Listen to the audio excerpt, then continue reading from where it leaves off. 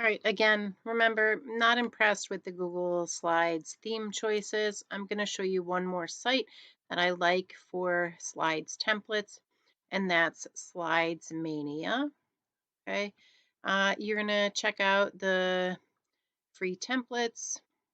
All right, lots and lots and lots of options. Okay, and look, if I was building something based on a week, there's a planner, there's a whole lot of options. Ooh, I like this one. Okay.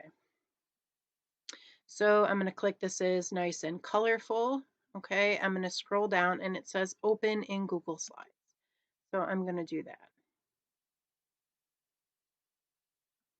Okay. And I'm going to use template.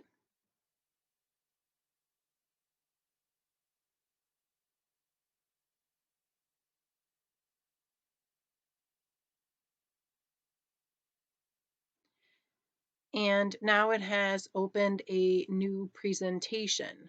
Okay, if I wanted to go back to the other presentation I had and just use this theme, I'm going to choose import theme,